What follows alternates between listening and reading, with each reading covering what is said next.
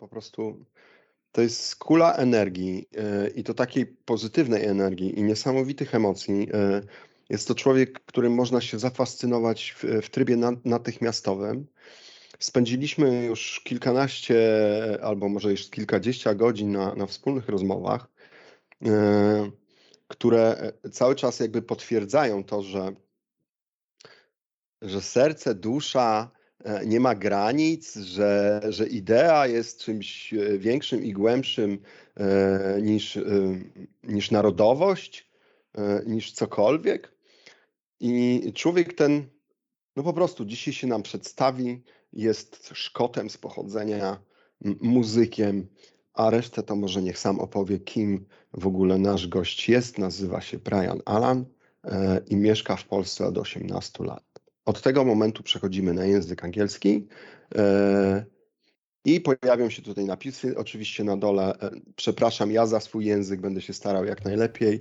Mam nadzieję, że będzie on zrozumiany przez większą część ludzi i przez Briana również. Więc zapraszamy do rozmowy. Brian, have you understand what I said?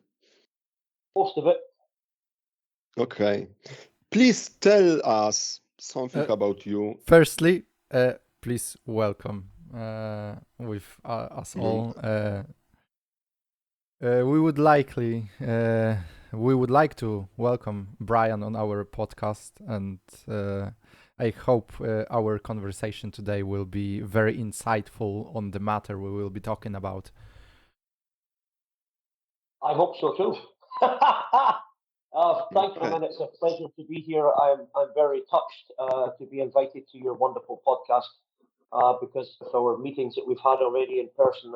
I think you're two of the most incredible people I've ever met, and if you think that the value that I can bring to this little podcast, some insight, then fire away the questions.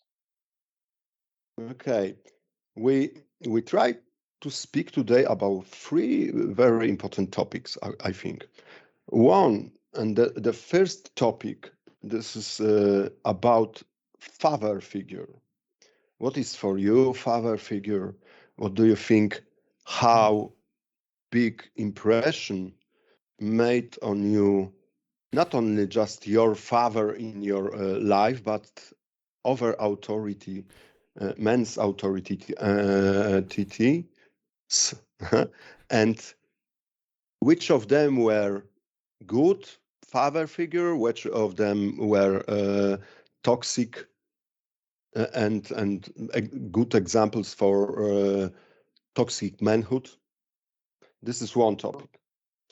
Other topic. We will get to them later, maybe. So later, but how is to live in Poland? As an how is to be father in Poland? As a person from abroad, as a immigrant, and immigrant. And one thing before I give the voice to you, you are the. We had 2 episodes where we spoke with about mother energy in nature and also in our society. And today's episodes, we would like to be a balance on the other side because we promised our viewers some time ago that we will do about father-son relationship episode, and it's getting pretty late, to be honest, because it's the 35th episode of the podcast, and it's son and father's conversations, so we should be talking about it much earlier, but the best opportunity that we have you here to talk with us, because we have some outside view of this matter. Yeah, well, you definitely picked a topic that is very close to my heart. You've already met my son, NJ. I think the father figure role is just cannot be overstated enough. It's just it's everything, because for the first part of your childhood, That's who you go to for guidance, for advice, for inspiration, for understanding, for patience. There was a couple of things that I'd learned in my 50 years on this planet, and one of them was a story that I read on Facebook a couple of years ago, and it was a guy and his wife were divorced, and their 8-year-old son. It was his father's weekend, and it was his mother's birthday that day, but they had already divorced. And he took his son down to the shop and he bought flowers and a present, and he went over to his ex-wife's house and he wished her happy birthday and gave her flowers and a present from him. And his son said, "But Dad, no." He was retelling the story to some friends a few days later and said, "Well, why would you do that? Why would you go to your ex-wife and give her flowers on her birthday?" He goes, "Well, I have to give an example to my son how to respect women later on in his life. So I want to lead by example to show him that even though we're not together anymore, and even though we got divorced, and even though we said some horrible things to each other, that's now in the past, and we're moving on with our lives, and we should always respect women. You should always respect your mum. You should treat people the way you want to be treated yourself." And I just loved that little story. I was just like, wow. Because I think my father was an orphan. So I guess his upbringing from the age of 2, when he was adopted, was probably different from the average childhood, I guess, because he wasn't. Sometimes when it's an adopted child, they don't feel as loved as some as the real children in the family. I don't know who his parents were. I don't know what his background was, so I can't make any educated guess on why he turned out to be useless. I don't know. He was, in my opinion, I consider my stepfather my father. My real father was never there. He was addicted to horse racing, gambling on horses, and he was just never there. It's just that simple. I can remember one game as a child. I almost played football for some of the top teams in the UK. And my dad came to one game that I can remember of as a child, and running around the field of any kind of sport and scoring 4 goals and turning around and seeing all the other kids' parents there. And I mean, the impact on the child is incredible when you look and you don't see your other. And I understood my mum was working 3 jobs to make up for his inadequateness, but he wasn't there. And then a couple of things happened. I think we start to look for other father figures that substitute in some way. It could be an uncle, it could be your best friend's father, it could be somebody in the community that does have those attributes that you wish to aspire to have in yourself one day.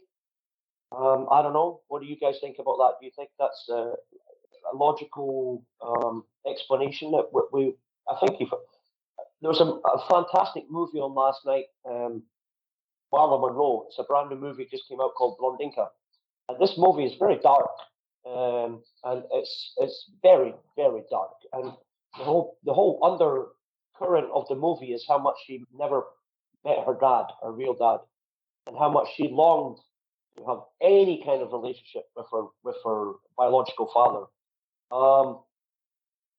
And that's also a very famous psychological theory why a lot of women want to date an older man, because a lot of them didn't have other figure in their life when they were younger, and some of them are just trying to reassurance that they didn't get when they were younger, and they find that in a person because they are I don't know, in some way psychologically remind them of their father, or I don't know, or they're just more mature.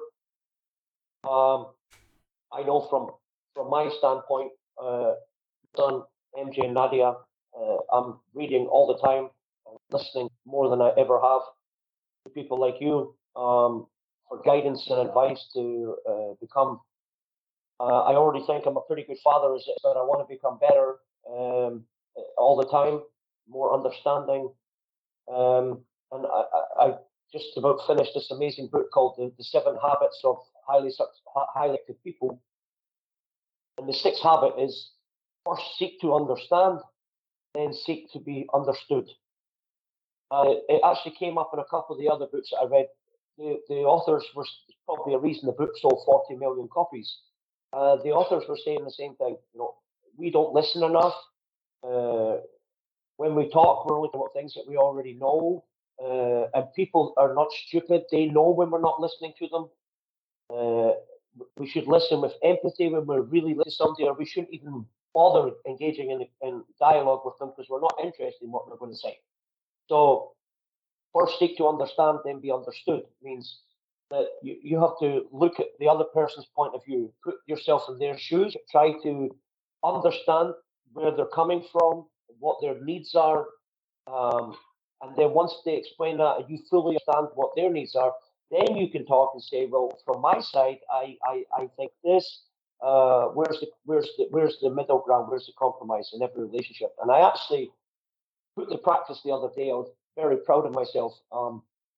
MJ was at school, and when I went with Monica to pick him up, and when I got there, the kid was not happy, and she said that her word, Monica, was MJ was pulling a boy's pants down in the playground, and he had his own pants down as well. And I lost the plot like any father. I just MJ's never seen me that angry. And then I was just like, okay, that's it. Now you have to learn a lesson, son, because you can't do that. That's crossing the line. You can't be flashing yourself to other kids' playground. This is just unacceptable behavior. It's just ridiculous, actually. And he started crying and crying, and we walked out and we went to the coffee shop, and he was still crying, and I was sitting there, and once I had the second to the instantaneous anger that somebody feels when something is not right, and all the books that says that as well. Calm down, let's calm down, then look at things reasonable. Then I looked at him across the table, and I'm like, first seek to understand. Okay, hey, look at me. He looked at me and says, okay, I didn't understand everything that teacher said because this is not my language, but I'm going to give you an opportunity to tell me the truth. What happened today? He said to me, Daddy, you always told me if somebody pushes me, I should push them back. I said, yes. He said, so I did. I pulled the boy's pants down because he jumped on me. I said, you didn't pull your pants down. No. You swear? Yes. You want to go back and say that to the teacher right now? Yes, let's go. I did not pull my pants down. But maybe sometimes when I don't have my belt on and I'm standing up, sometimes people can see my bum when I'm standing up. So maybe she thought that I was pulling down pants. But Daddy, I only pulled down his pants because he pushed me. Then seek to be understood. And I was like, okay, I'm here. I believe you because you've never lied to me. One small little lie a long time ago, but I said, you swear you're telling me that? Yes, yes. Okay, so I believe you. We don't need to go and see the teacher. I believe you. I think the teacher maybe thought she thought that you were pulling down your pants, but probably just standing up. And then I gave him a big hug and I asked him to forgive me for being so angry at the beginning because I was just kind of shocked when the teacher told me son was flashing himself around the playground. I went, wow. So this is. I also think a father figure is a tremendous responsibility that I don't think a lot of men are equipped emotionally to deal with. And I think this actually comes from civilization in the beginning of time, because the male role in society was to provide the food, to make sure the family was safe.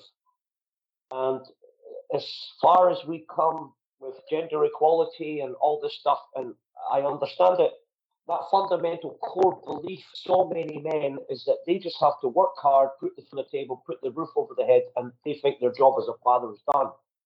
And it's not that they might not want to help their children and become that father figure. I just think ultimately they just don't have it. They just don't have, and I think that frustrates them on a psychological level. I think when they see the child being nurtured by the mother so easily, because this comes naturally for most mothers, to nurture your child, and the father's like, how, I want to do that. I just want to hug him and love him, and my father never did that to me. Maybe that's not the manly thing to do. I don't know. I think another part of being a father figure is to be consistent. If you're going to build a relationship of trust, either as a father or as a father figure to someone else, you shouldn't engage unless you're prepared to go all the way. I mean, this kid's eventually going to really look up to you and admire you and try to implement some things that you're going to, introduce to their lives, and you can't just banish them, because then that just leaves a gaping hole that somebody might never ever fill again. I am very fortunate. I have an incredible stepdad who has been there for me since I was 12 years old and is still there for me. And my children call him Granddad. He was strong in the beginning. Then as I became a teenager, and then the relationship changed when I became a man. Our relationship changed as well, and I adore this man as if he was my father. I can still call him anytime, night or day, 27, for advice on anything in life, and he's always told me when I was wrong, when I was right, encouraged me to keep going and never give up, and just be there, just be consistent in my life. And on top of it, along the way, I still have father figures in my life. I still have people that I look up to and admire, and I think we should have as many of those as we can. Father figures are incredible, and we can still learn so much from other people's life experiences and help us to shut down for a moment, take a deep breath, walk into nature, and sit down and just have a conversation heart to heart, and first seek to understand and then be understood, and just sit there and spill your guts out and say this is this, and come out of your own biographical look at life and get somebody else to say, well, you know what, it's a good point, but let's look at it from this point. Sometimes you get a larger perspective when you're like having an out-of-body experience, when somebody not so close to your situation just tells you the God's honest truth and says, this is how it is. And those kind of father figures, I think we should want a father figure that just agrees with everything we say, and the sun shines out of our bum and blah, blah, blah. The father figure should also be extremely honest, because that's the way you're going to get on in life, because life is not a roller coaster. It's, it's brutal sometimes. And the only way sometimes to deal with brutality is to be brutally honest. And then probably some are going to be a lot easier to find if you can just scrape the bullshit and go, okay, this is how this is. And now we've got to make a plan. And I hope, last point on this father figure thing, I'd like to think that I'm in some way, shape or form a father figure of my friends, not just my relatives. I've got a lot of people that are younger than me that I unintentionally coach sometimes, just listening from the sidelines and giving advice. And I think there's a lot of them would come to me when they have difficulties. I hope they would. I hope that I'm trustful and honest enough that they would say, hey, So, absolutely unbelievable impact that father figures have in people's lives, for sure. The right ones. Can you tell me, I was thinking when you are talking, I was hearing you and thinking also, and the question is, you had couple times hard times in your life, and really hard times. You saw the different level of mankind life, and you were traveling through the planet. You know many people. Can you tell us how, in this all information which you have collect in your life. How have you built this positive energy and so deeply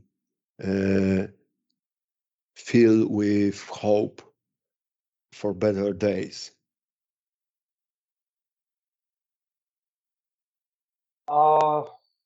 Firstly, that's a fantastic question.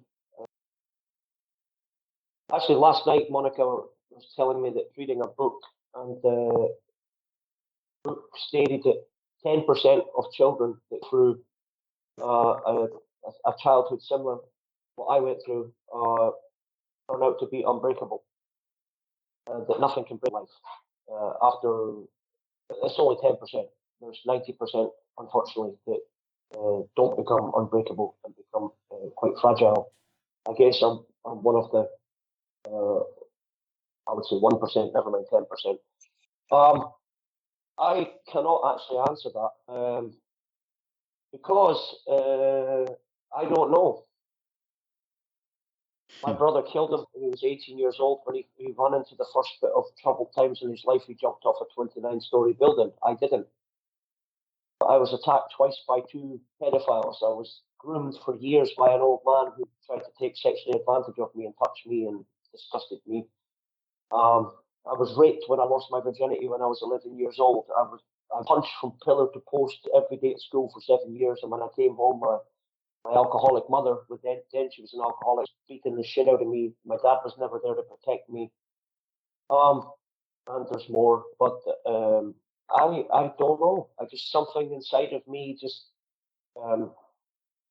positive. I think I suffered from depression most of my life. Now I only get it when I'm quite low on financials.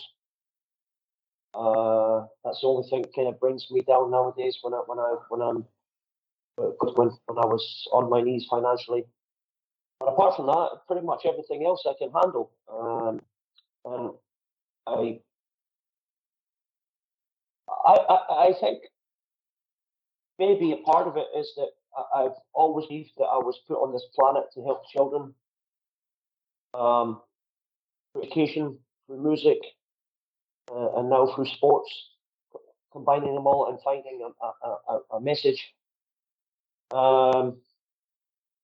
I don't know. I think there's a higher purpose at work here. Somewhere in the universe that Brian Allanen was meant to experience a life I had, so I can understand and empathize with children, probably more than the next guy, and just in a non-threatening way. I think they just feel my big Scottish heart, and they immediately open up to me. And I adore them back, and it's because you can't lie to children. They read your emotions in seconds, and when you're being fake, and I guess everything in my life has led me up to this point. Every negative experience that I had,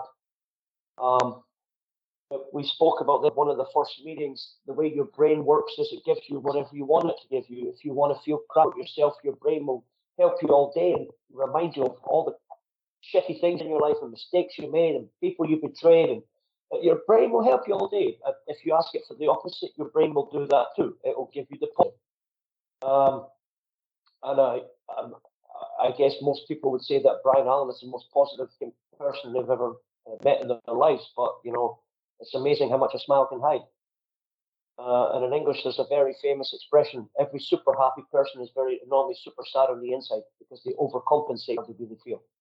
Yes. So whenever I meet someone and they're smiling and they're bouncing around and people think, oh, they're arrogant, I know they're not arrogant. They're trying so hard to be that person.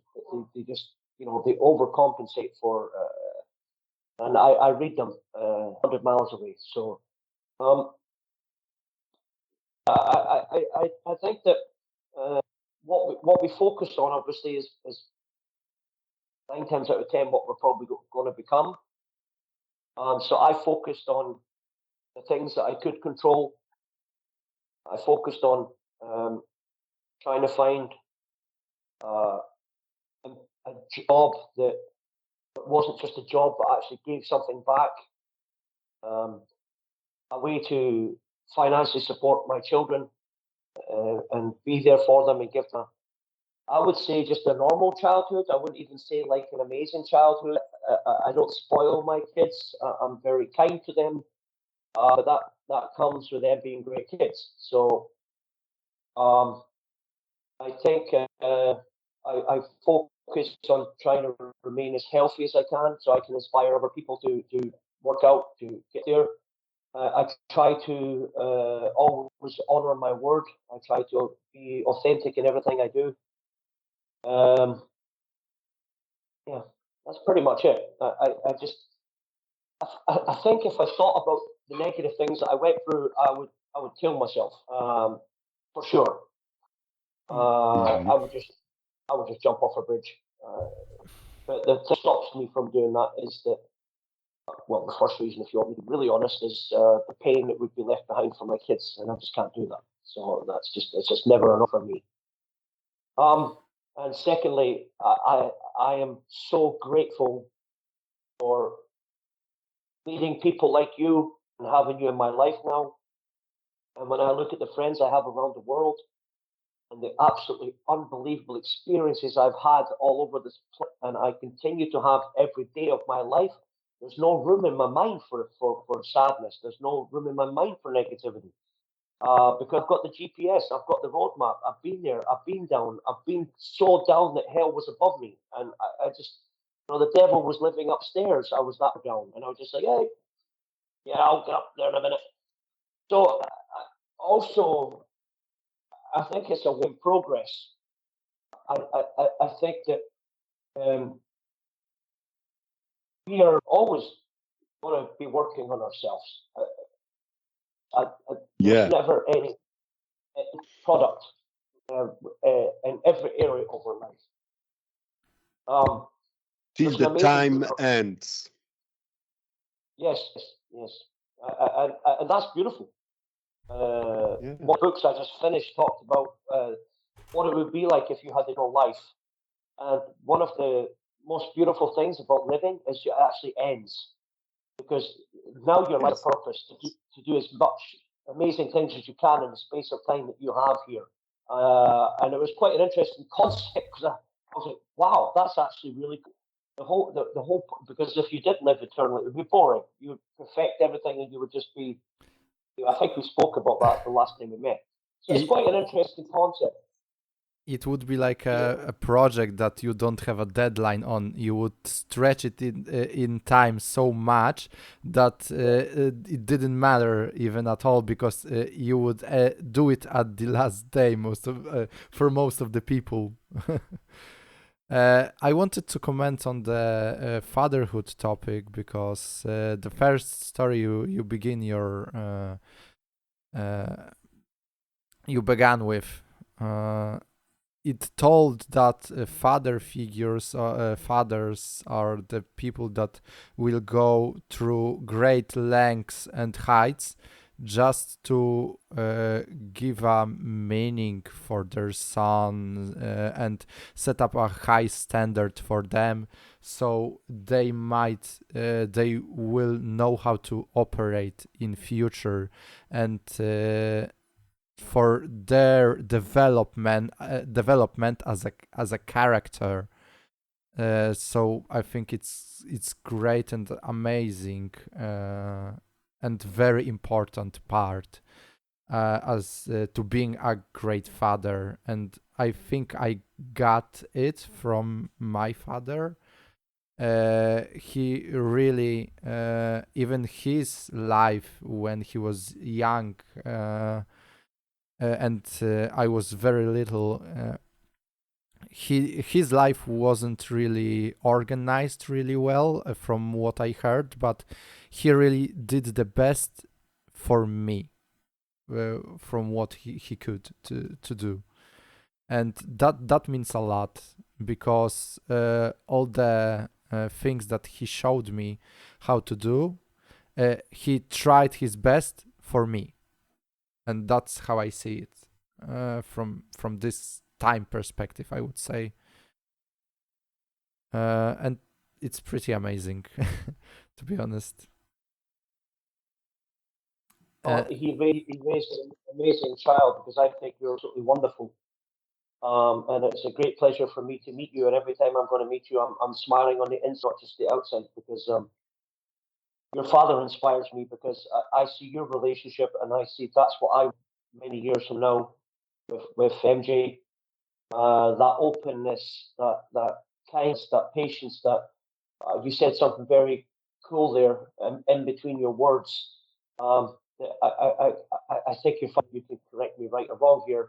Was also very honest in his own flaws and his own mistakes, and on, because I think it's crucial to being a great father figure, is that admitting to your child that, by the way, don't think your daddy's perfect. Your daddy's made so many mistakes, it's crazy. Yes. And Yes. When you are father, think about 3 magical words. Sorry, please, przepraszam, dziękuję, thank you. yeah. And the problem today, which I see, the first problem between adults and their children is that all scheme, parent and children. We should understand. We should be on the same levels, Yeah. because we can teach each other how they can us take, and how we can provide them. They can teach us. Children can teach us how can we provide them in the lifeline. I don't know how to say. I hope you will understand me. For me, to be a father, this is the biggest project of my life, really. He's the most needed element in my life before he came here. He made it that I'm still here.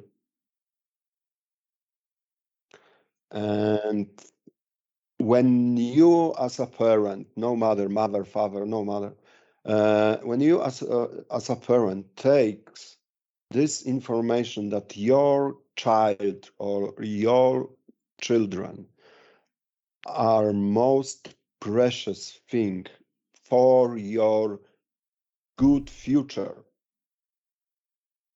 for future not only yours, of your city, of your land, of your planet, you will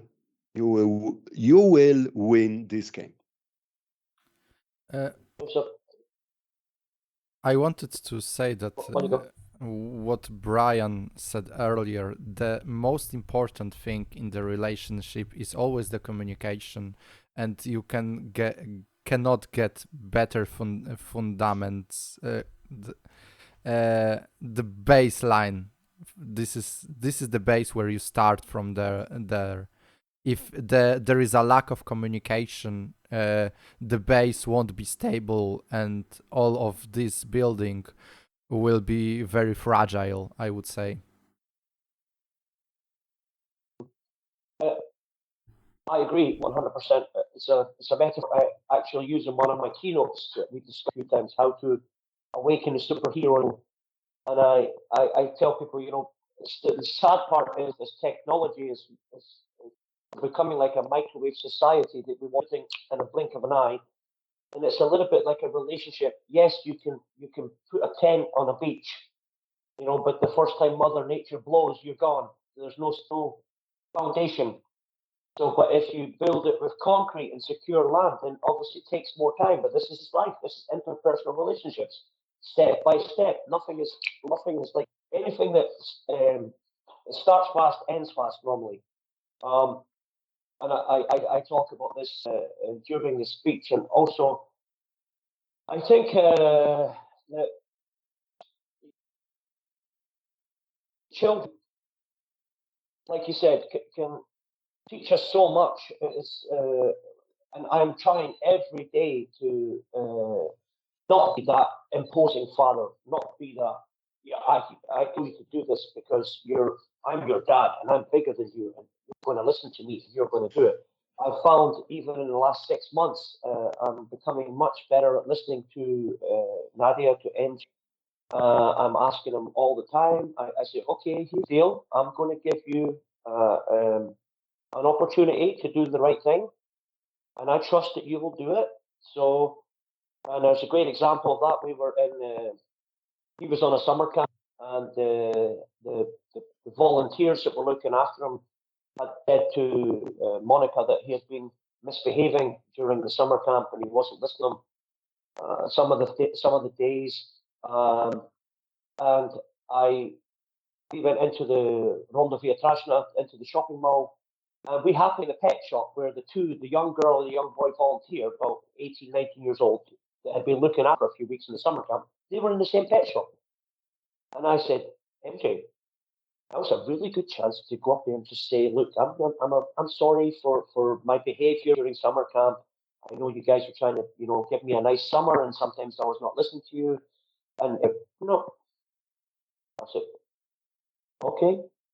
So subject drop, and I just a minute later go, they're still in the shop, son. They're still in the shop. We still have time. And he's like, nope. And then we got out of the shop, and I said, no, MJ, must tell you that you had an option, right or wrong, and I gave you the choice to do what you thought was right, and you didn't go and say sorry to them for behaving not nice. So I just want you to know you're a little bit disappointed because I thought you might have picked the right decision by yourself.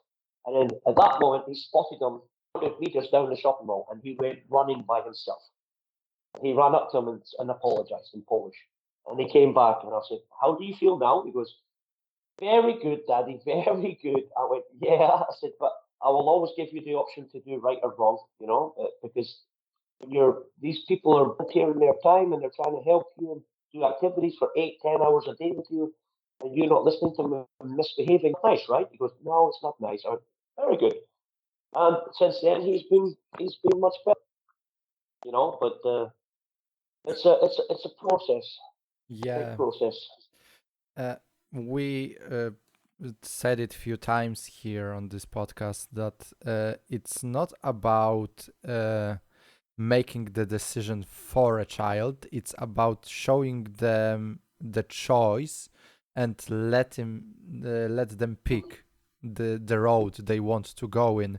You are just there to back them up, help them out, but you are not there to make the choice for them. Exactly. For example, as I said, I think in one podcast, my father did some things where he told me, okay, you can go this way or you can go this way. I know this way, and on this way, this will cut your fucking hand off. And I wouldn't go there, but if you please, just go there. Okay, I am just telling you what's going on there. You can go there.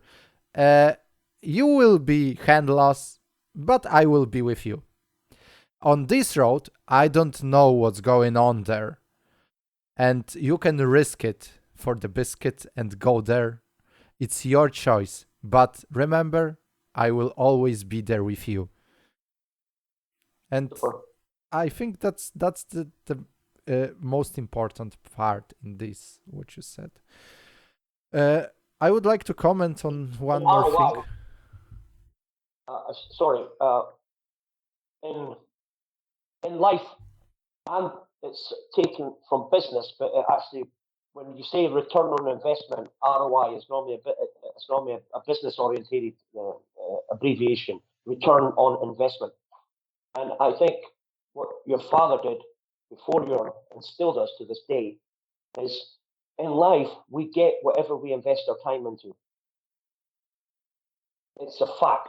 It's just whatever we invest our time into is what we get back. So if we invest it into a relationship with our children, it's going to come back to us. If we do that with all the qualities that your father has, pure love and pure patience and pure understanding, he's going to get that back, because that's the way it works.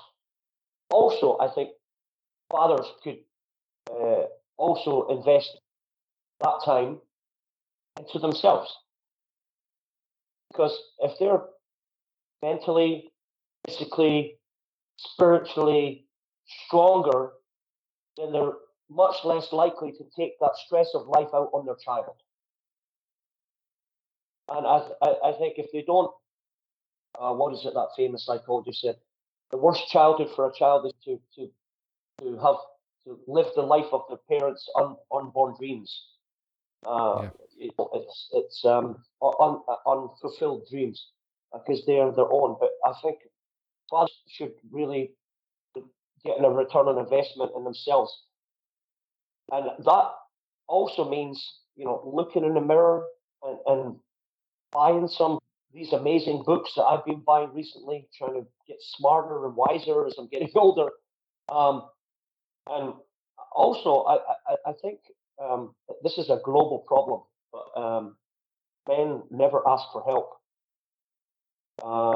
It's a very, very strange phenomenon that they just have this big issue. 2 days ago, an Indian friend of mine, in Uganda, I met him in Warsaw many times. Good-looking guy, had a great job in Africa, and 2 days ago he killed himself. He's only like 25 years old. And I'm just... What the fuck? Yeah, what fuck? Very handsome guy, very positive, smiley, and just took his own... 25 years old. Younger than you, Danielson. Yeah. And I don't know. I don't know where this fear of admitting, probably because of the curse of social media, that everybody has to be perfect and look like your life is amazing when you're really hurting on the inside, and then just have this. I don't have this problem. When I'm feeling weak, I reach out, and I have done my whole life, because I know that I have people that love me, around me, and I know any time of day. I call it the submarine. When I'm down, I normally can't get out of bed.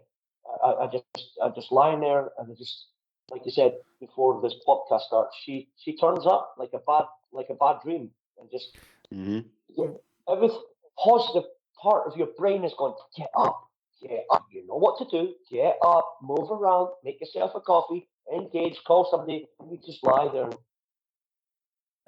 We want to make the episode about the toxic masculinity and how it affects men in the society, and this is great point to the story. We don't the society makes us that we forces us, not really, trains us to not ask for help, because you're a man, you have to handle it for yourself, because it's the patriarchy model that we are used to live in, and it's how it's been for many years, but it doesn't have to be that way anymore. But I think it's for another conversation. No, maybe not for another conversation. Maybe with a point. The point is, somebody should do this, and I think people like we, for example, when we talk about fatherhood, what's going on? We try to tell other people how to do it. Not tell, show them how to do it. Look, we are 3 different men, and we are speaking about have a heart to your child. Is many of different programs where women take a lead. For example, women's rings, and many women make meetings, and they speak what what is it to be a woman? How is it to be a woman? How to deal with yourself, with your body, with everything? Why we? Yeah, I know. We have motorcycle clubs, auto tuning clubs, fight clubs, and over such a adrenaline stuff. And this is our escape Yes. from thoughts, Yes. because we don't want to Have have this shit in your head. Yeah. And here with feelings, what the fuck? You go to the gym and forget it. And in your car, 250, 2 hours, and no problem. The society in these modern times, with such a influence from outside through the social media and the big algorithm, make this easy to escaping from your thoughts, from maybe to be a little bit slower and rethinking, maybe not hearing your animal, jak się mówi, popędy. Instinct. Animal instinct, okay. That I want Intuition. eat, I want, I don't know, fuck and everything. This is the very important thing that everybody should do. Stop for a while and think, where is your life? How your relationships look out with your children, with your, I don't know, parents, with your partner, and then maybe you will see you don't need it so much to drive fast with your car and other stuff. I would say face your emotions and thoughts. Do not try to hide them.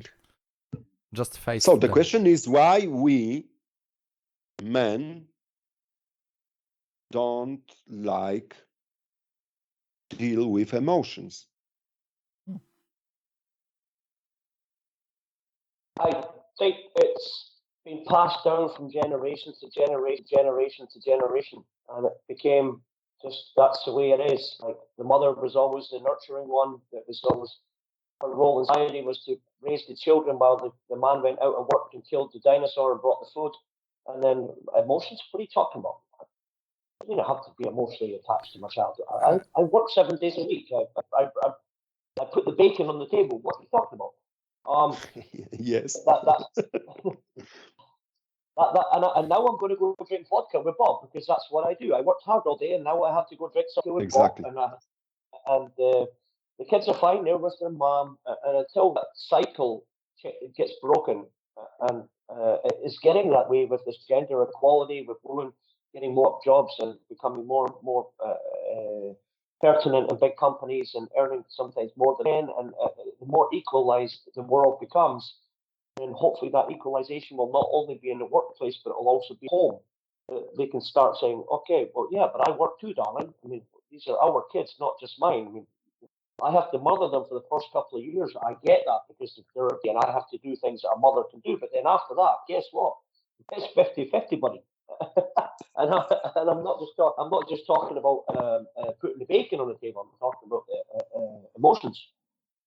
Like I said, everything is what we invest our time in. Our time is the most precious thing in the world. And if we invest that time in the right place, as you just said, analyze, have a look at all your relationships around you, and think which ones can be stronger, which ones are a priority for you, and then invest your time into those. And just step by step, just take a deep breath. Don't think everything's going to be fixed in 5 minutes. And then just start working on it every day. You're going to be working on it till the day you die. Interpersonal relationships are the hardest things in the world, but they're also the things that give us the most happiness. Because when we realize that they're not easy, when we realize it's difficult to compromise, when we realize it's hard to listen more than we talk, when we realize that it's not easy, it's terrifying. And then suddenly you go, okay, so maybe I need to be better equipped to make my way through this world. Maybe I need to be psychologically stronger, physically, spiritually stronger, and then do whatever you have to do to find whatever it is that your engine that drives you forward every day, that makes you get up for a human being. It's probably something different. That's all I can really say on that one. It's just that the cycle of the worst expression in English, man up, be a man. Okay. What does that mean? Yeah. Well, no, I'd rather be more feminine, actually, to be honest. They're more in touch with their emotions. I think I have more of the DNA inside of me than I do of my father's, actually. And I like it that way. There's a very funny metaphor about some of the differences between men and women. You've got two rooms. One room, I think I told you this, but you know it. One room of women watching something on television, another room in the house of men watching sports, and the bowl of chips finishes. And the women are fighting over each other to go and fill up the bowl in the kitchen and bring the chips. And all the guys are sitting in the other room going, no, I brought the bowl. No, I bought the chips. I bought the chips last week. And none of them want to actually help each other. And I think this also comes from the clan days, because that's what women did. The women in the clan were sitting around gathering information on food, on medicines, and then spending the whole days together with their kids. They were cooking all day and doing all that kind of stuff, while the men were using their egos and their spears to try and bring the dinner. I don't think much has changed, to be honest. Just technology is a bit more advanced and evolving, and the transportation is faster. But in general, have we really changed that much? We are the same. We are the same.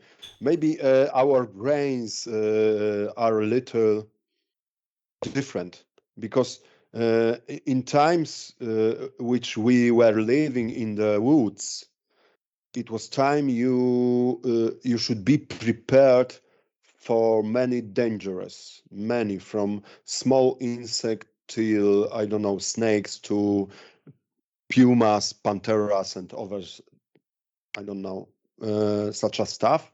Now you should only go on the walk side, and you have no problems. Maybe you should also look at the lights in the traffic, and you will live.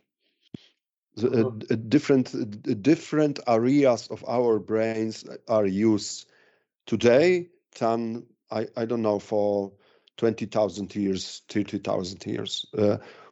In this kind, we are different. The kind of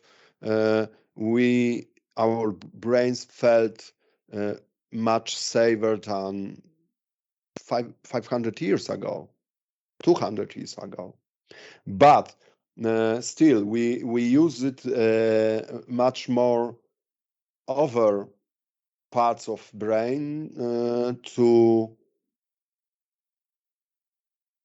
rework all information which we provide to our system through the smartphones, tablets, TVs. And look at life today. Many of us have at Sunday, when you are at home, you have two or three screens before your eyes. Yesterday, I had such a time with my wife. My wife was sitting on the sofa with computer and worked. On the big screen on the wall was film, and I was lying on the couch also with phone, and we were together watching the film and also do other stuffs and speak each other in the meantime.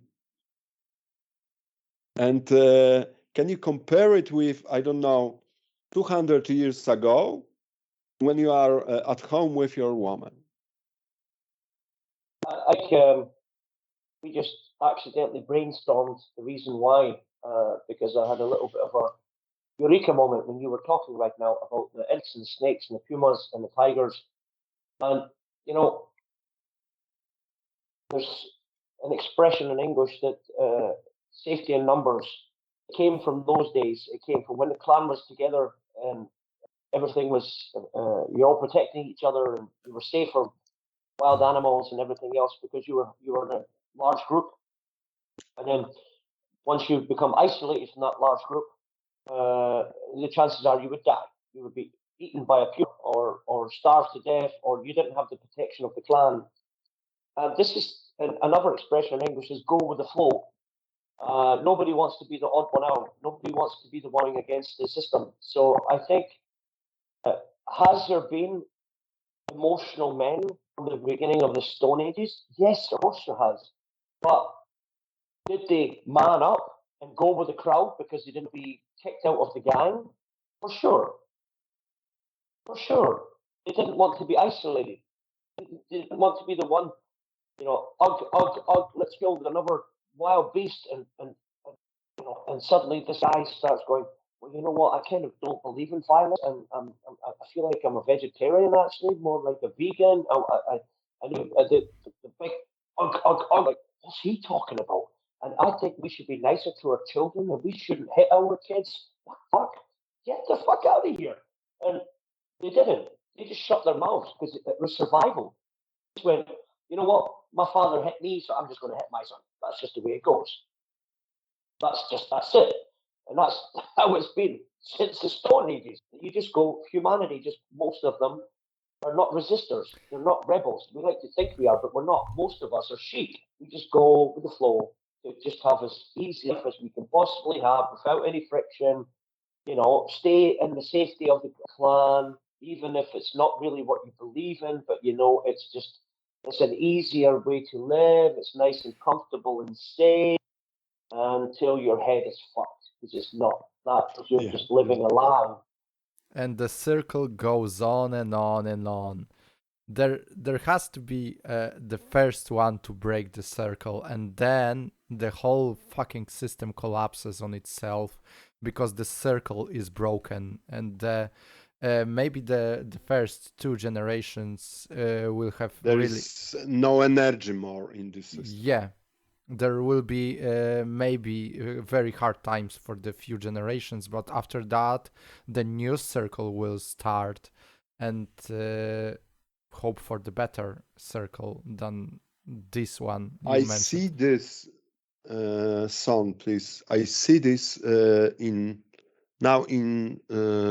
social living, the art of making war without taking a part in the war. Yeah. I see many people have made a big step in the evolving, spiritual, intellectual, that they have understand, or in those whole every level, spiritual or intellectual, maybe sometimes only spiritual, they felt that they don't need to fight. Yeah. They can turn out and goes away. And this is the art to making war without taking a part in the war. And in the moment when you will think, I don't do this anymore, you won. In this moment, you won. No matter what happens, you won for yourself, for your heart, for your head. And think it. When everybody on the whole planet will set for yourself, I will not die for stupid idea for oil, I don't know, political choices, religion choices. I will not die, and I will not kill any living creature on the world. In the same moment, we have no wars, murders, everything. Yes, this is not possible that we are in one moment 7 billion or 8 billion minds will have such a setup. But still, every one of us, we can do this for ourselves. And how Brian said, in the count our power, in the not count, numbers. Count to cipa pewnie, in numbers our power. Można też powiedzieć policzony, ale tak. Tak, w policzeniu, w liczbach mi chodziło bardziej. Sorry for my English. English is fantastic. It's much better than my Polish. About the whole pain thing, I wanted to go back to a few minutes earlier and also to our private conversation that we had in a bar about the people that are hurt the most. The depressed people are most helpful to other people because they don't want anyone else to live through the same pain they had to endure.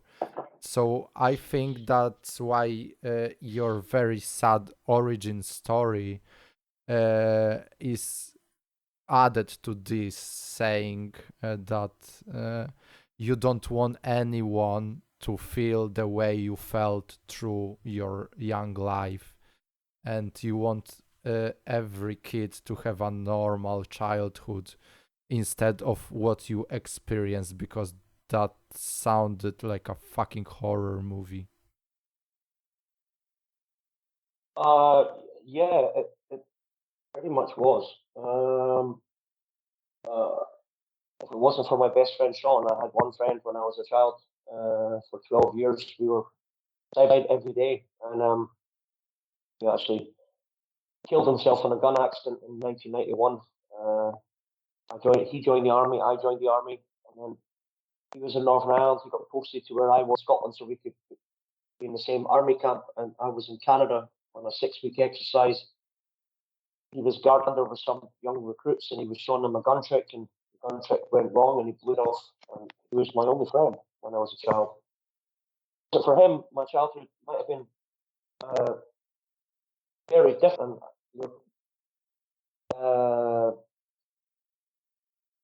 I don't know what it is about children that touches me so deeply. Possibly some of those reasons you just stated. But, you know, we can't save everyone. It's not possible. And in some circumstances, children, something similar to what I went through, sometimes makes them stronger and it equips better for life, which is an oxymoron, because it's crazy that you would think a child that has a much more balanced, secure childhood is in some ways emotionally, psychologically not as strong as like somebody like me that had to endure extreme hardships that toughened me in a way. And I think I'll email you guys my script. I wrote a movie when I was 30 years old, went to Los Angeles, called Dream World, and it's about a boy called Joe who changes his reality when he dreams, because his reality, and I didn't know it at the time, but I was actually writing my own story.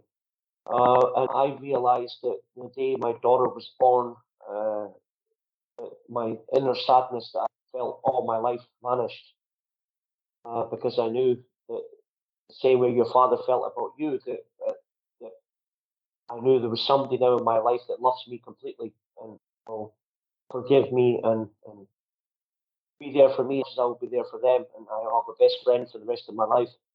And all I have to do is just be a great dad and support and do everything that I can. The other aspect is again, coming back to the reason that I was born. I honestly believe deep down inside of my heart, the reason I experienced all that stuff was to equip me not to help on a level that I never even dreamed possible myself. And from the beginnings of the project, Ukrainian Children, Rock for Ukraine, where I've been going around Poland, over 8,000 kids now I've done workshops for, and watching their little faces light up and just unite them in song every time just melts me. And I think I don't have a choice. I just think it's my calling in life. I think all the mistakes I've made and the false dreams that I had, that I was chasing, led me to this point.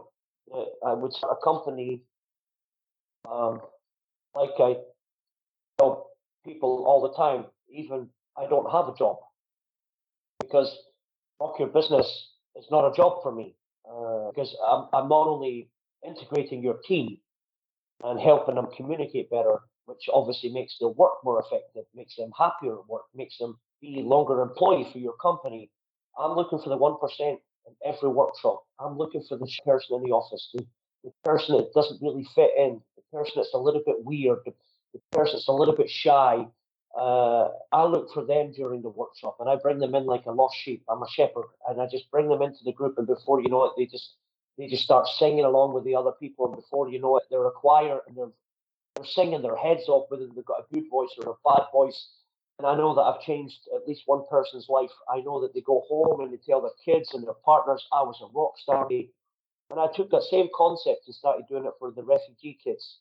And it's exactly the same. We've been in since the Stone Ages. We've been singing in groups and clans and getting together and spiritually bonding for the power of music. And we always will.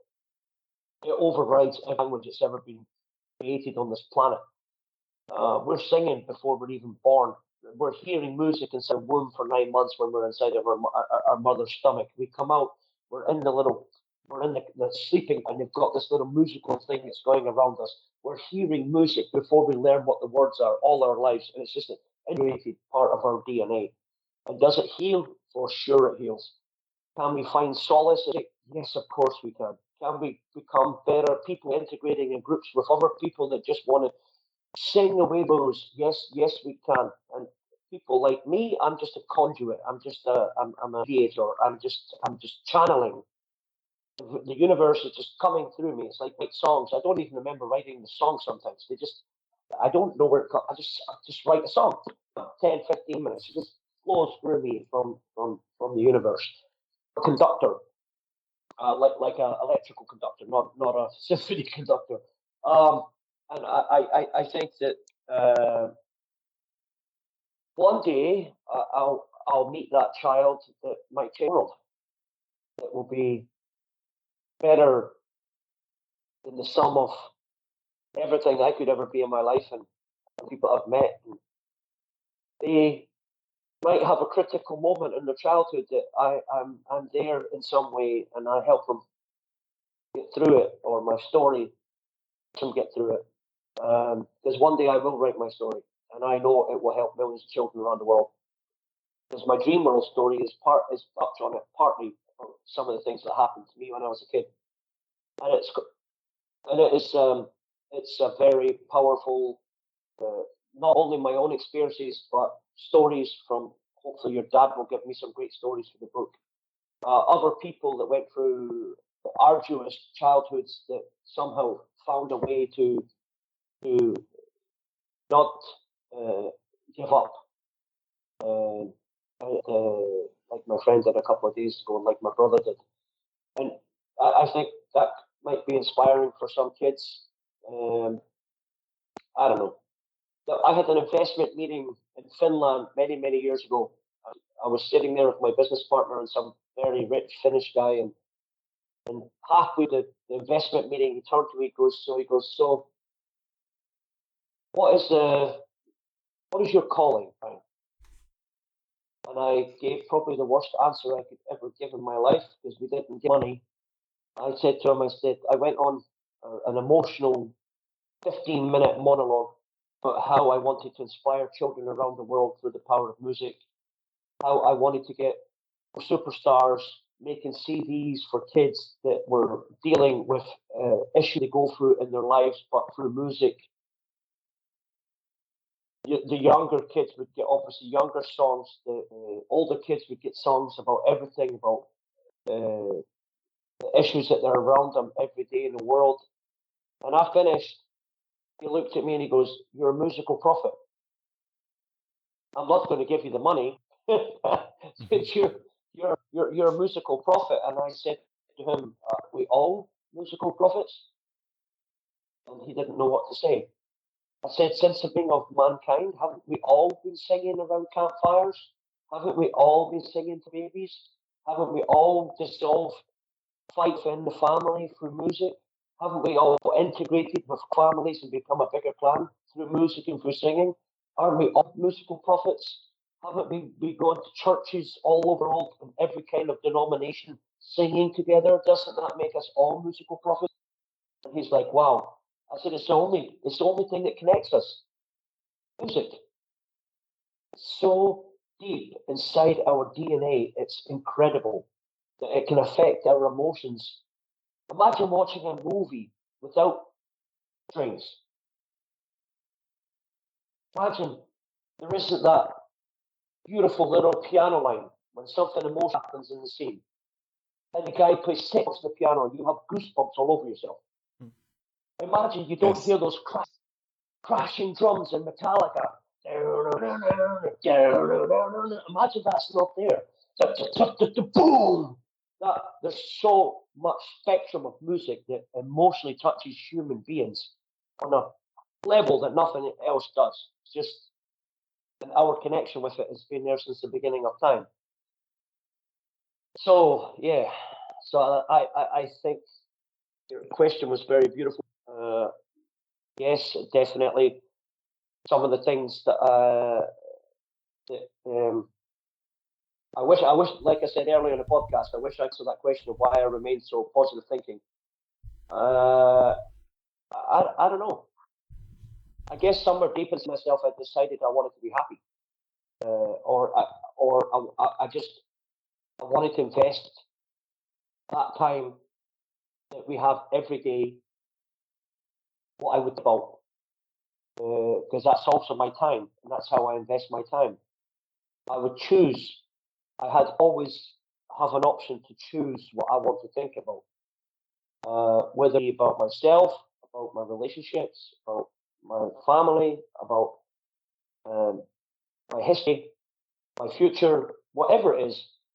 I have a choice every day what I want to think about, and every day I'm trying to think positive things and think of ways that I can give back to humanity more than I've ever done in my life with this new project, Being Visible, and become a better person.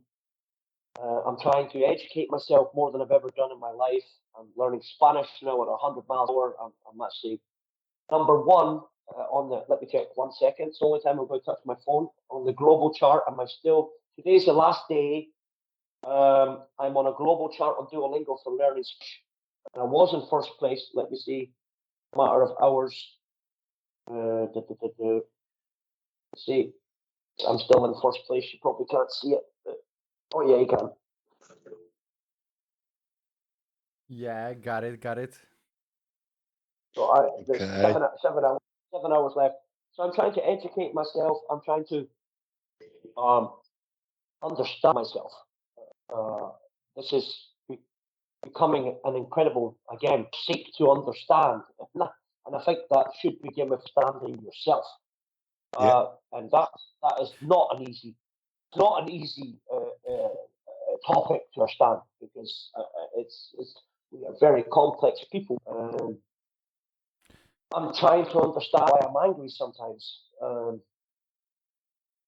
That probably does come from, for sure, somewhere locked inside of my head is something that one of the incidents I went through as a child is still making me react in ways that I'm not proud of. That even though I'm reading books, I know that I should be way more patient. I know I should do what the book says. Take a deep breath. Don't react too fast. Take a deep breath. And I find myself as, boom! Oh, fuck. So this is, if there was any issues in my life that I would say that I need to work on, I've cured a lot of my impatience. I used to be very impatient. I used to react way too quickly. I've got much better at that. The only real one causes me, I would even say suffering, is when I act angry. Even the most simplest things.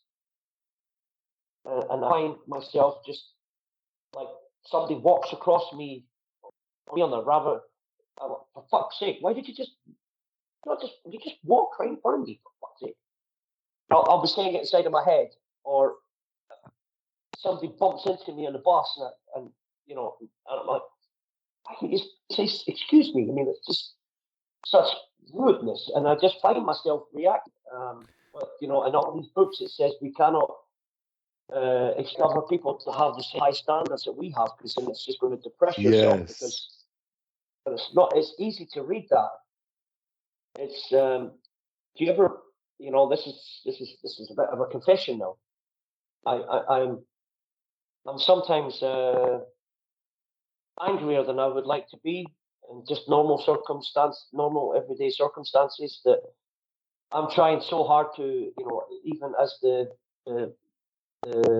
what do you call them, Seneca and all these guys, Epicurus and all these guys, the Stoic, you know, one of the first ways in life is to not try to get stressed about things you can't control, which obviously is very true.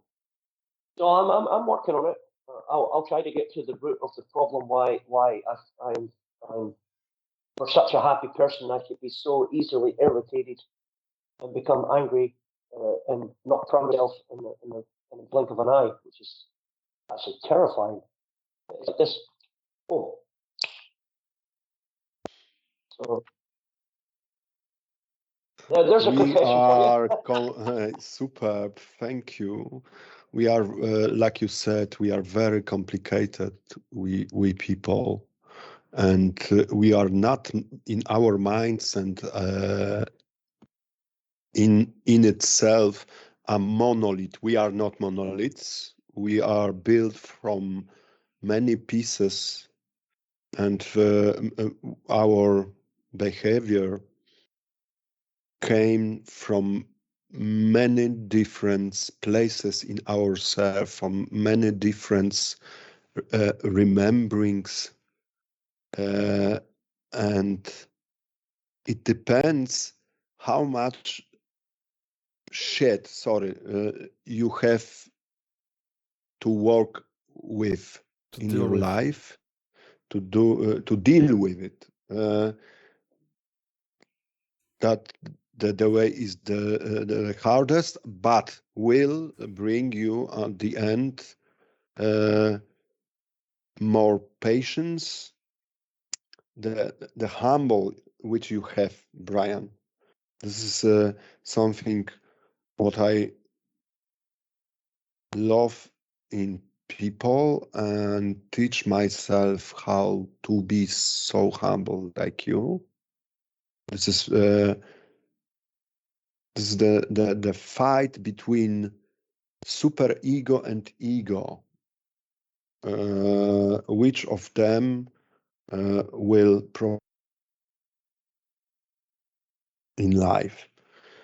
Humble is and respect is very, very deep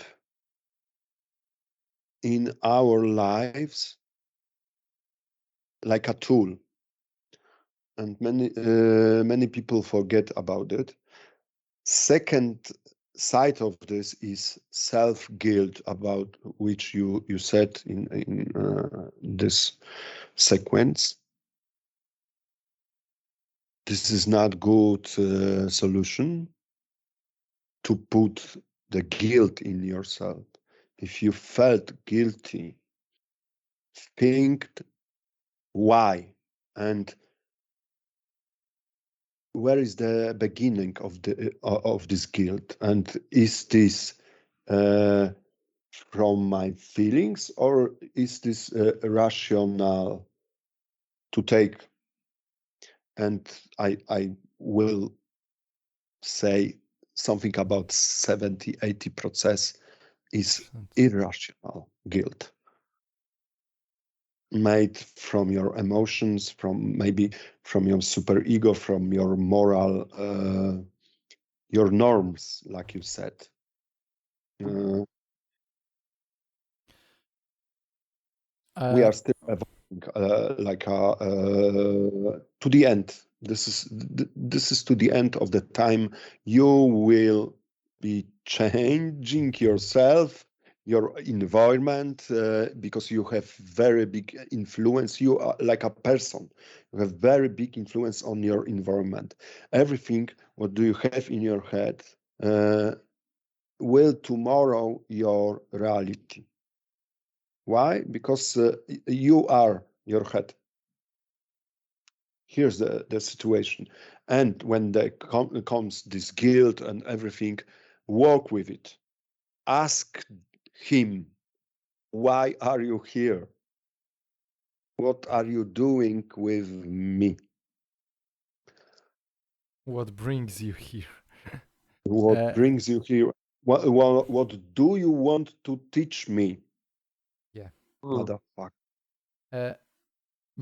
We as a man on this topic, we are as a man are really kind of short fused sometimes when it comes to different spaces. I think we are kind of programmed in that way right now to have a quick response and follow them followed by emotions, and that's why as Brian, you said that you in some situations you get angry really fast and act irrational to your true self and think later, why did I react this way?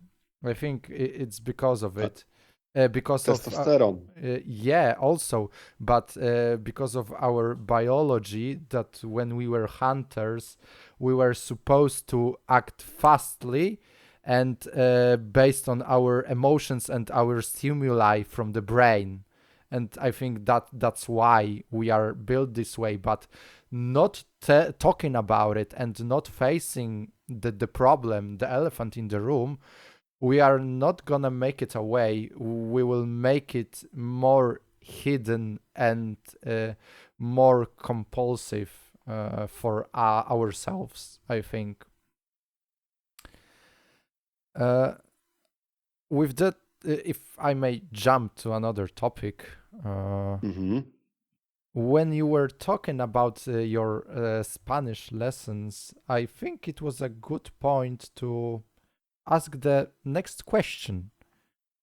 How do you feel as an immigrant for 18 years in Poland and also as a father of children learning and being a part of Polish society? How do you feel about it, if we may ask? There's a question. Save the best for last. Yeah.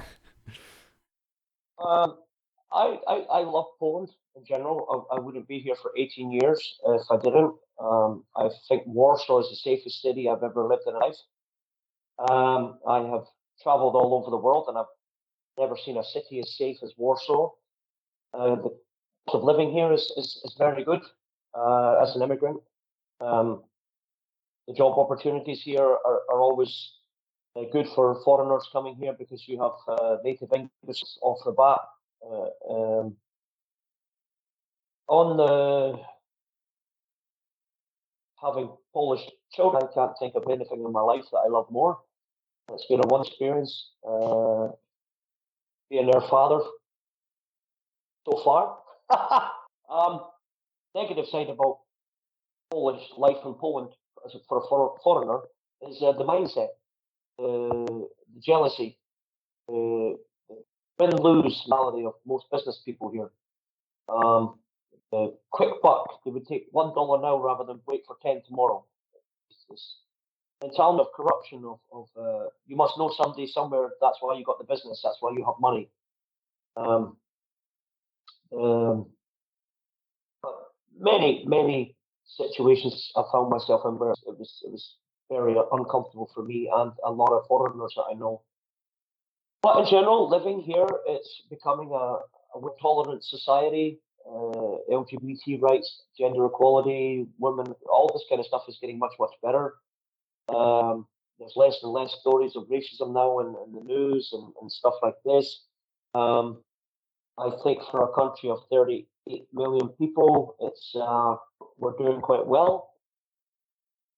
Yeah, that's about it really.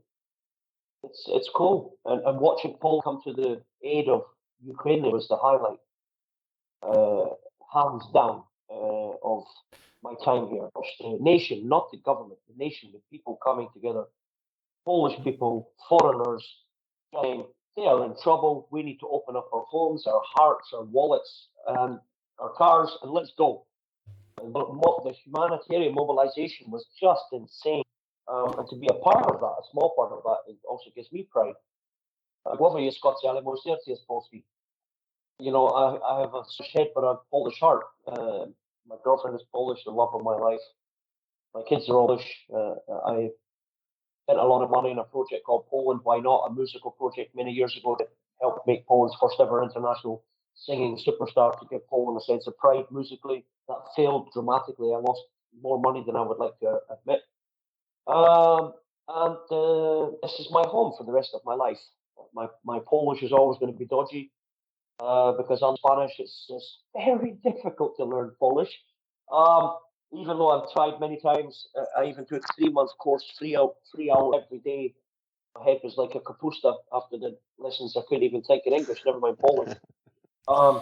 Spanish is much more easy, and I'm trying to open up the Latin American markets. In general, I really like Latin people. They're very smiling, happy, and joyful, and even if they don't have not much money or anything, they're still ridiculously happy. I like this culture. I like being surrounded by happy people, like the sun. I like learning new things.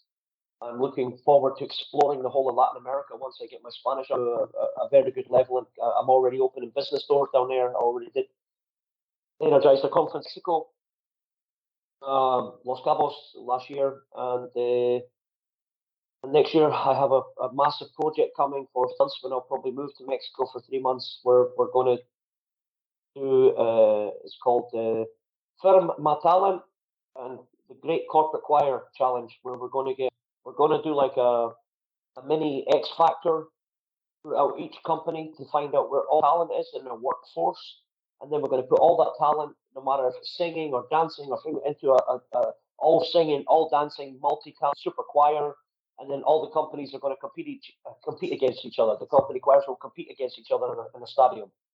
So I have two Mexican partners, and we're putting together the business proposal for that now. So hopefully we can get 20 to 30 companies, and we can just improve the communication and the relationships inside of all the days during the project. That's what the companies get out of it. Their employees will have more confidence. They'll be more integrated. Their employees will be more confident. They'll be happier. They'll be challenged as they have to work together and make this performance amazing. They'll have a sense of representing their company. So I just recently lost 2 keynote speeches to a Spanish-speaking keynote guy and for Dell Computers in Mexico and Colombia. And I don't lose very much in my life. And I was really upset that they didn't want me because I didn't speak Spanish. I said, I need to fix my Spanish then. I'm not going to lose another event because my Spanish wasn't good enough. Because then obviously I'm trying hard enough. So I changed that dynamic and I'm trying very hard now. Y yo hablo muy bien español. I'm speaking very good Spanish now. Anyway, the point was that constantly just trying to learn. Yeah. Can I get So as a former, fantastic. Great place to live. Can I get a follow-up question to that? Have you met any weird cultural walls when raising children here between you and them? That were because you grew up on different grounds, that you were kind of surprised maybe on some way or another? Another fantastic question. Kind of hard, yeah, I know. I didn't really encounter any problems because, as all of us, I think, agree, we haven't really changed that much. Being a father is pretty much the same role, duties, responsibilities, commitment, emotionally, financially, etc., etc. I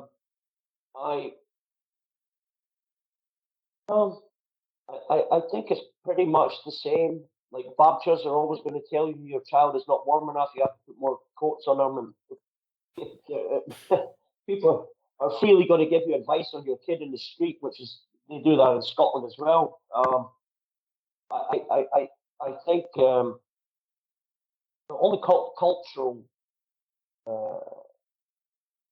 experience I could say from my side that is interpersonal relationships. My girlfriend, for example.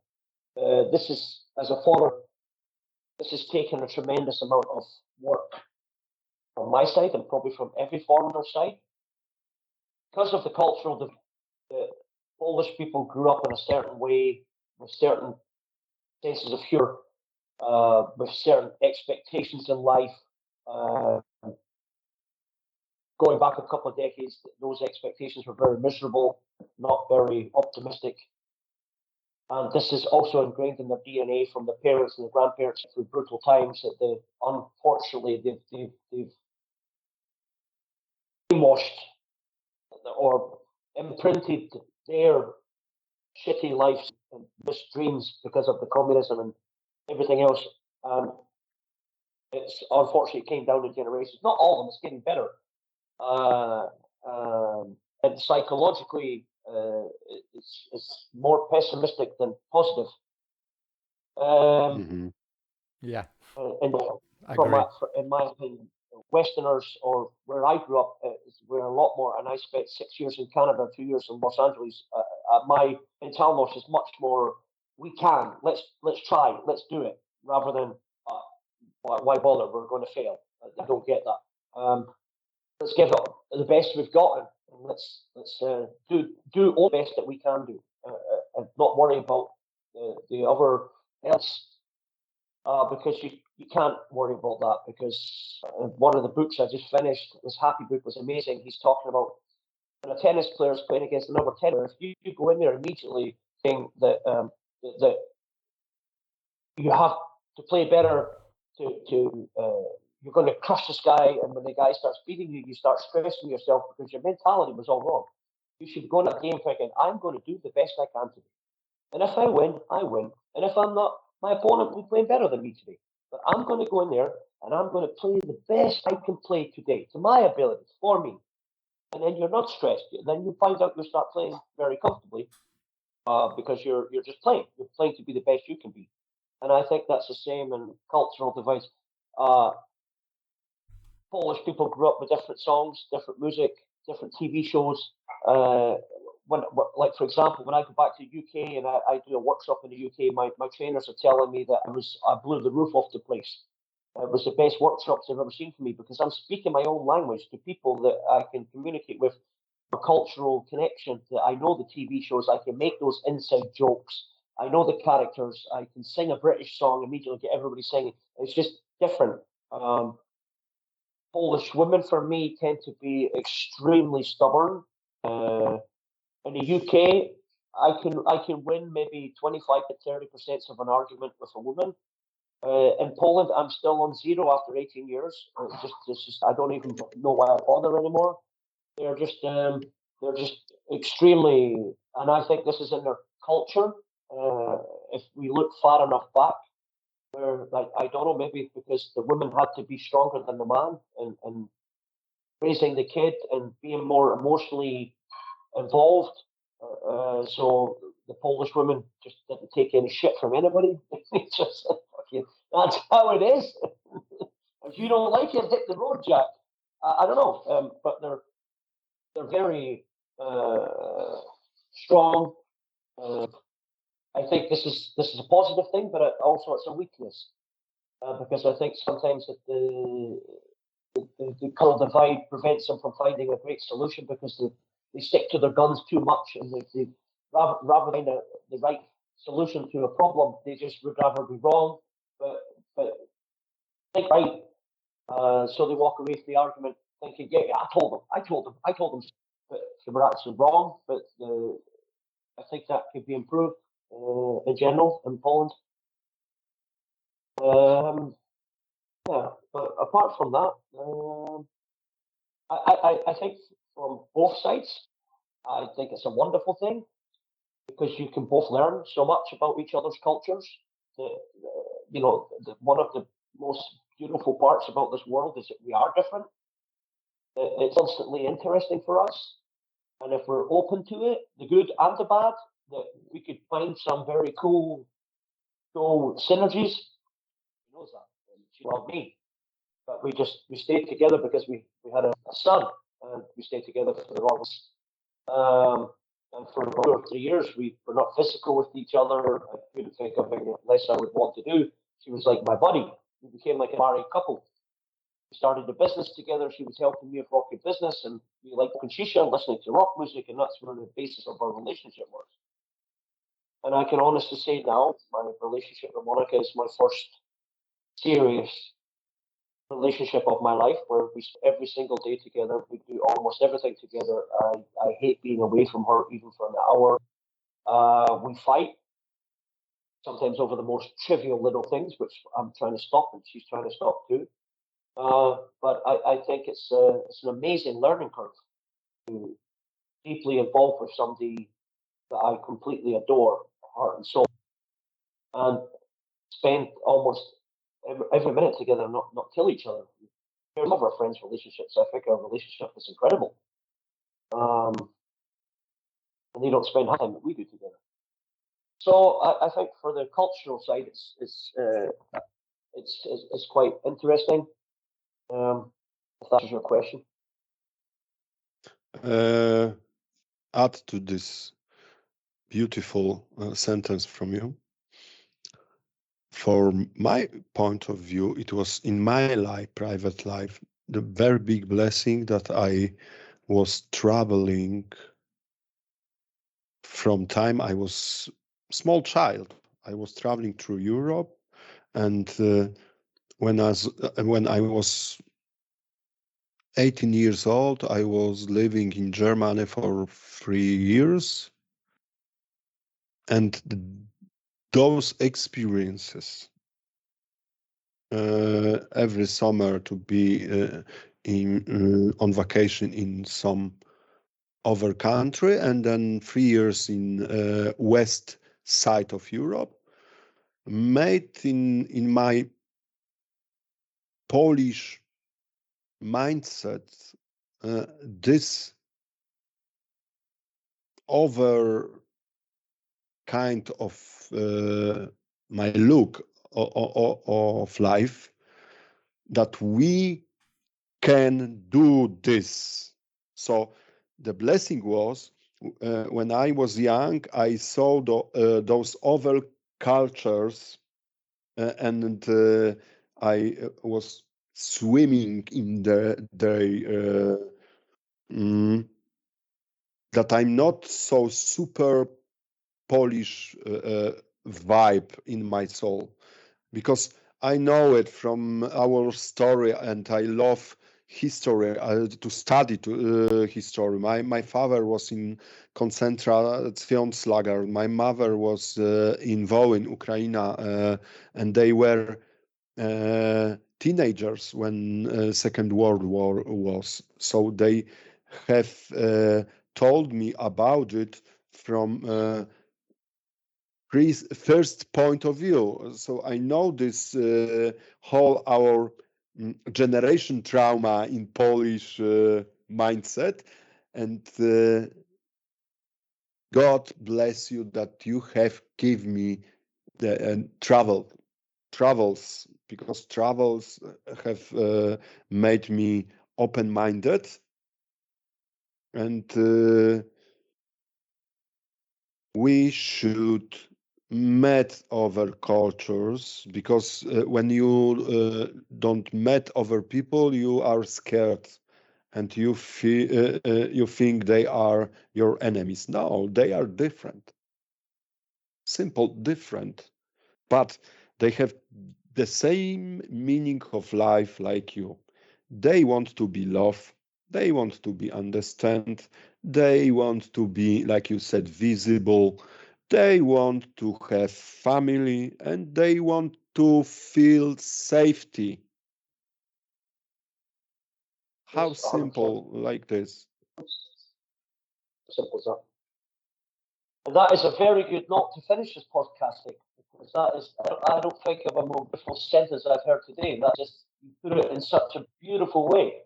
Yeah, couldn't agree more, to be honest. Yeah, You said thank you. you said you would know when it would finish. It was beautiful. Yeah, this is it, because I felt also my wife have today birthday, and in the yeah, really, in 20 minutes will come our friends, and we will be celebrating and have fun. Wish you a happy birthday from me, and gentlemen, thank you. It was a wonderful way to spend my Sunday afternoon. It's a pleasure, real Thank pleasure. you. It was a pleasure to talk with you and grab it on here on recording. And thank you very much for showing up. I hope it was a pleasant experience for you, because for us it was. And I'll show you something in sign language. Take your hand. Mhm. Put your finger like this, point it to your chest. Mhm. Finger on your chest. Just one finger. Then hold your shoulders like this and twist your head like this. oh, I love you. This is sign language for I love you. oh, Yes. oh, Okay. Beautiful. Thank you, So, Brian. thank We you, are sir. Go enjoy your charmed wife. with your energy. Really, we are charmed with your energy. I will try to call you next week to speak a little bit about this other project which we have to done, because Monica said to you, I need some couple information from you. yeah. Okay. One more time, guys. It was very, very nice to meet, and I hope we will see each other second time here, maybe. Yeah. Super. Looking forward to it. Pleasure to have you here. And Okay, lovely. thanks for listening, guys. I hope you enjoyed, and have a nice day. See you soon. Bye. Bye.